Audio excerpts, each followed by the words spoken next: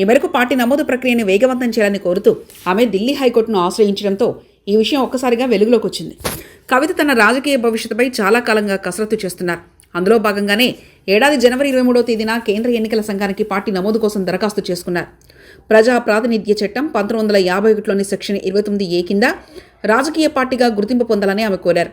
అయితే ఈ ప్రక్రియలో జాప్యం జరుగుతుండటంతో తన దరఖాస్తును త్వరితగతిన పరిశీలించి నిర్ణయం వెలువరించేలా ఈసీని ఆదేశించాలని కోరుతూ ఆమె ఢిల్లీ హైకోర్టులో పిటిషన్ దాఖలు వేసింది. మరోవైపు కవిత దరఖాస్తుపై కేంద్ర ఎన్నికల సంఘం కొన్ని అభ్యంతరాలను వ్యక్తం చేసింది. పార్టీ నమోదు కోసం సమర్పించిన అప్లికేషన్లో పలు సాంకేతిక లోపాలున్నాయని, ఈ విషయాన్ని ఫిబ్రవరి 23న ఆమెకు తెలియజేసినట్లు ఈసీ తరఫున న్యాయవాది కోర్టుకు వివరించారు. ఫిబ్రవరి 27న జరిగే విచారణలో కవిత తరఫు ప్రధాన న్యాయవాది అనారోగ్యం కారణంగా హాజరు కాకపోవడంతో ఢిల్లీ హైకోర్టు ఈ కేసును గురువారానికి వాయిదా వేసింది. ఈ అడ్డంకులన్నీ తొలగితే తెలంగాణ ప్రజా జాగృతి అధికారికంగా రాజకీయ తెరపైకి రానుంది.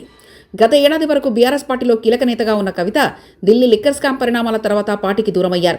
ఆ క్లిష్ట సమయంలో ఆ పార్టీ నుంచి తనకు ఆశించిన మద్దతు లభించలేదని ఆమె తీవ్ర స్థాయిలో అసంతృప్తి వ్యక్తం చేశారు. ముఖ్యంగా గులాబీ బాస్ కేసీఆర్ చుట్టూ ఉన్న వ్యక్తులపై ఆమె చేసిన కేసీఆర్ చుట్టూ దెయ్యాలున్నాయనే వ్యాఖ్యలు రాజకీయ వర్గాల్లో సంచలనం సృష్టించాయి.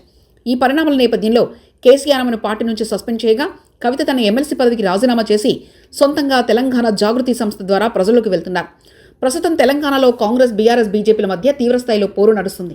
ఈ తరుణంలో కవిత కొత్త పార్టీ పెట్టడం రాజకీయ ప్రాధాన్యత సంతరించుకుంది.